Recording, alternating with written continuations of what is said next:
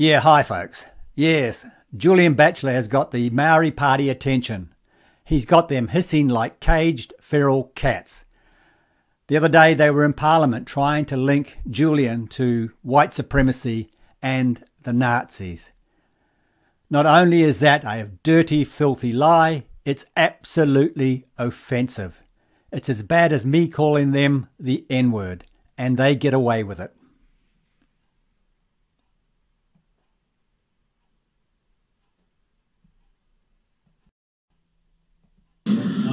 Question number 10.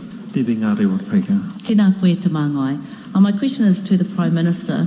Does he stand by all his government statements and actions? The Right Honourable Prime Minister. Thank you, Mr Speaker. Yes. Supplementary. Does he stand by the comment of the Minister responsible for the GCSB who has said that the, quote, white supremacist threat in this country began to get serious attention only since mid-2018, unquote? Mr Speaker, I have not seen that particular comment by the Minister, but I have no reason to disagree with it. Supplementary. What has the government done since then, if anything, to ensure that the responding to the rising threat of white supremacy and anti-Maori hate is a priority for intelligence services and the police? Mr Speaker, the member will shortly see, but we'll shortly be releasing national security and intelligence priorities. That will set out some of the work that we have done and some of the work that we are prioritising ahead. That includes targeting those who seek to radicalise anybody for a variety of different reasons. It will also seek to combat mis and disinformation, which of course we know is used in some of the techniques used by groups such as white supremacists. So it will set out quite a comprehensive strategy in those areas, but it will also canvass the things that we have done. Supplementary. What concerns does he have, if any, that the recent anti-co-governance tour is contributing to a rise in racist rhetoric and violence against tangata whenua? What violence against tangata whenua? The opposite is happening.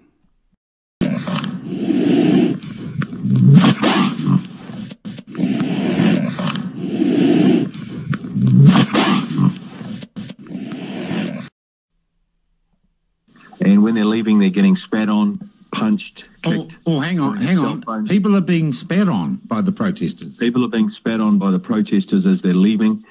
They're being punched, kicked, having their cell phones knocked out of their hands.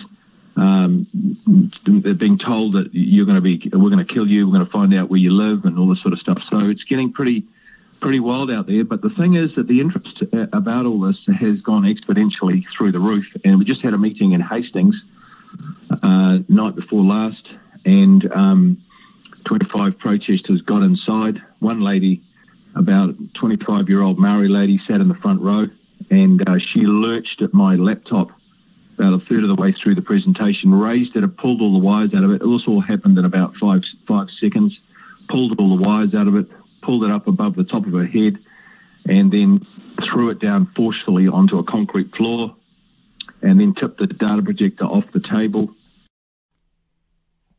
Mr Speaker, I strongly disagree with some of the sentiment that has been expressed during that particular tour.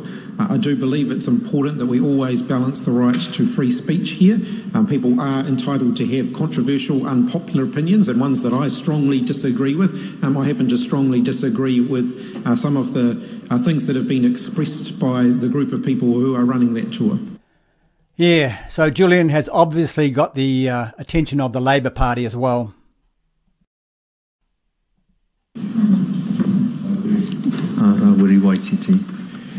Does he think that the social theory tactics creating moral panic and fear among many here in Aotearoa are being used by other political parties in this House, using words like subhuman, a word used by the Nazis, a white supremacist group, when describing the Jews, apartheid, a white supremacist tool used against black African peoples, and separatism and segregation, Jim Crow laws, a white supremacist tool used against African Americans, is fueling white supremacist anti-Maori tours disguised as anti-co-governance tours plaguing this country.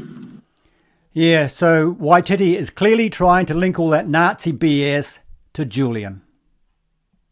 Mr. Speaker, I don't think any human beings should be described as subhuman. I think those sorts of expressions are reprehensible. I do regret that some phrases are now more commonly used, including the phrase apartheid, completely out of context and with an apparent lack of understanding for what apartheid actually involves. Supplementary. Does he believe that it is the role of the police to protect only one side of a political debate? So the police are protecting Julian's side of the debate? In fact, in some places, we believe maybe it's even the police who are letting people know where these meetings are. Last night we had a meeting, years ago. Yeah. Last night we had a fantastic meeting in Hastings. We did it telephone only. The police rang us and said, "Where's your meeting tonight? We want to help you." We said, "We'll let you know." We didn't let them know, and not one protester turned up. It's the first time. Oh, hang on. This is interesting. So you actually had a physical meeting last night in Hastings? We had a really good physical meeting last night. It was telephone only, so it was people just networking with their phones. We got a great location to have the meeting. We executed the meeting. We did not tell the police. The police were on to us all afternoon. Where's your meeting? Where's your meeting? We said, we don't know yet. We're just confirming that. And we thought, let's not tell the police about this. Let's see how it goes. And it would be very interesting, Julian, if you use that tactic again and see if you don't have any protesters again. That would kind of suggest that there is someone in police leaking to the protesters. I would. It seems like it's that. We can't prove that, but it seems like that is happening because we'll do it again tonight. It's the first time we've had no protesters, and it's the first time we haven't called the police. There you go. And allow white supremacists to assault tangata whenua and tangata tiriti engaging in peaceful protest. Peaceful protest, really? Is that why Julian had to be escorted to his car the other night by the police, and his car was covered in graffiti? We know we've had this group, Aotearoa Liberation League, who seem to be incredibly well funded. But it seems to me there are other groups now, if you like, taking the lead on what I think we can no longer call a counter-protest. It is an anti-free speech activist thing that's going on now. Do you know who the group is who's organising this? Well, my car was outside in the car park in Palmerston North, and we had graffiti all over the car when I came out.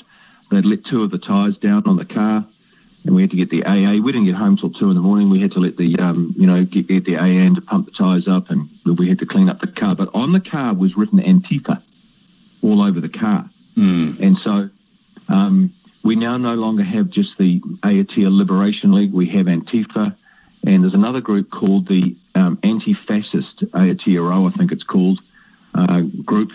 Yeah. So there's several different political groups, but we know this is being funded because we often see the same people turning up. But there was 150 in Palmerston North and another 100 at Hastings turned up. And they did a haka outside. Maori did a haka outside, and the building was actually shaking at one stage.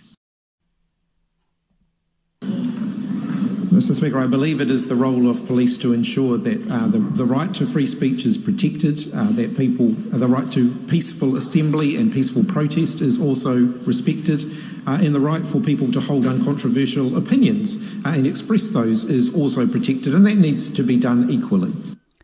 But it's not, and you know it.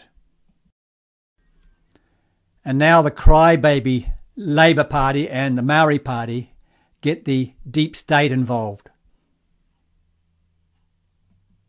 And we now have the Electoral Commission writing to us saying we're going to stop you sending out your booklets because they're putting people off voting the Maori Party and the Labour Party. What? So we've got okay, Julian, you keep on dropping these mini bombshells on me. So the Electoral Commission have written to you saying what about your booklet? Saying that our booklet is causing people, putting them off voting for the Maori Party and the Labour Party, and therefore you're under investigation. And if you read between the lines, we're going to either fine you or stop you from distributing your book anymore. So we've got a lawyer dealing with that.